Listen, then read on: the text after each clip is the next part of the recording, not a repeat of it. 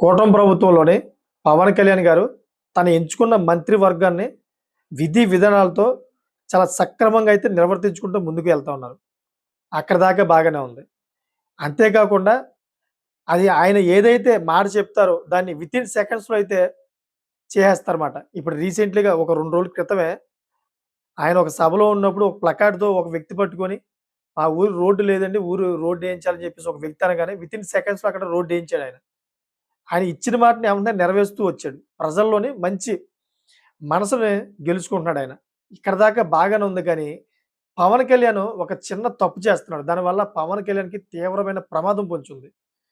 అసలు ఆ విషయాలన్నీ ఏంటనేది మనం పూర్తిగా తెలుసుకునే ముందు దయచేసి నా ఛానెల్‌ని సబ్స్క్రైబ్ చేసుకుంటారని, అదేవిధంగా ఈ వీడియో మీకు నచ్చినట్లయితే గనక ఇంకో 10 మందికి షేర్ చేస్తారని కోరుకుంటున్నాను. ఇంక లేట్ చేయకుండా అసలు పవన్ కళ్యాణ్ గారు ఎక్కడ తప్పిదం చేస్తారన్న విషయం మనం ఇప్పుడు తెలుసుకుందాం. పిఠాపురంలోని ఆయన చాలా పెద్ద తప్పిదం చేస్తున్నారు. ఎలా అంటే వర్మ గారికి, మన పవన్ కళ్యాణ్ గారికి ఎంత ఫాలోయింగ్ ఉందో అంతే ఫాలోయింగ్ పిఠాపురంలో ఉంది.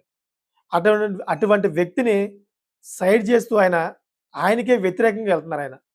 అలా వ్యతిరేకంగా వెళ్ళడం వల్ల రేపన్న రోజుల్లో ఓట్లు చీలిపోయి పవన్ కళ్యాణ్ గారు గెలిచే అవకాశం చాలా తక్కువుంటుంది. దాన్నే సాకుగా తీసుకొని, అవకాశంగా తీసుకొని వైసీపీ వర్మ గారికైతే ఒక బిగ్ ఆఫర్ అయితే ఇచ్చింది. ఆ బిగ్ ఆఫర్ ఏంటన్నది లాస్ట్‌లో చెప్తాను. సో, దీంట్లో చూసుకుంటే మనం వర్మ గారికి టీడీపీలోనే కొంతమంది నేతలు ఆయనకి సపోర్ట్ చేస్తూ వస్తున్నారు. ఆయనకి జరిగింది 100% అన్యాయమని, చంద్రబాబు నాయుడు గారు ఆయన్ని పట్టించుకోవట్లేదని, ఒకానొక రోజులోని ఆయనకి ఎమ్మెల్సీ పదవి ఇస్తారని చెప్పి బుజ్జగించి కూడా చంద్రబాబు నాయుడు గారిని పక్కనే పెట్టేసాడని, ఇప్పుడు కనీసం ఆయనకి ఏ పదవి లేకుండా పక్కన పెట్టారని అని చెప్పి చాలామంది టీడీపీ నేతలే చర్చించుకుంటున్నారు. ఆయనకి సపోర్ట్ కూడా చేస్తున్నారు చాలా సానుభూతితోటి. మరి ఈ రకంగా దీన్నే అవకాశంగా చూసుకొని వైసీపీ ఒక బిగ్ ఆఫర్ అయితే చేసిందేంటంటే, పిఠాపురం, పిఠాపురం నియోజకవర్గం నుంచి వైసీపీ తరపున మీరు గెలిస్తే గనక, మా పార్టీ తరపు నుంచి మీకు మంత్రివర్గం ఇస్తామని చెప్పేసి జగన్మోహన్ రెడ్డి గారు ఆహ్వానం చేశారంట ఆయనకి. మరి దాని గురించి నేను ఆలోచిస్తాను అని చెప్పేసి వర్మ గారు కూడా పునరాలోచనలో ఉన్నట్లుగా తెలుస్తుంది. చాలామంది ఇటువంటి అవకాశాలు వస్తే గనక ఇటువంటి సమయాల్లోని ఎవరు వదులుకోరు. ఎందుకంటే పిఠాపురంలోని వర్మ గారికి గడ్డు పరిస్థితి ఏర్పడింది. జనసేన గెలిచినప్పటి నుంచి కూడా. జనసేన గెలిచినప్పటి నుంచి పిఠాపురంలోని వర్మ గారిని పక్కన పెట్టారు. ఆ విషయం మీకు తెలిసిందే. అప్పటి నుంచి కూడా ఆయన చాలా అసంతృప్తితో ఉన్నారు. అయితే ఒకవేళ వర్మ గారు వైసీపీలోకెళ్తే మాత్రం పవన్ కళ్యాణ్ గారికి మాత్రం 100% చాలా ప్రమాదం పొంచి ఉంది.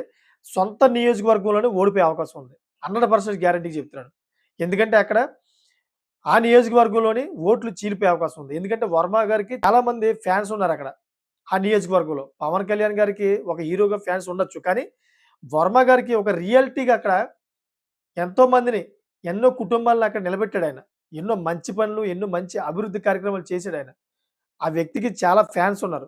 ఒక్కసారి చీలిపోయే దగ్గరికి ఒక్కసారి వ్యతిరేకం తిరిగి వేరే పార్టీలోకెళ్తే మాత్రం 100% ఓట్లన్నీ చీలిపోతాయి. సో, ఈ విధంగా అయితే మరి రాబో రోజుల్లో వర్మ గారు వైసీపీలో అడుగు పెడతారా లేదా చూడాలి. ఒకవేళ అడుగు పెడితే పవన్ కళ్యాణ్ గారికి 100% ప్రమాదమే పిఠాపురంలో.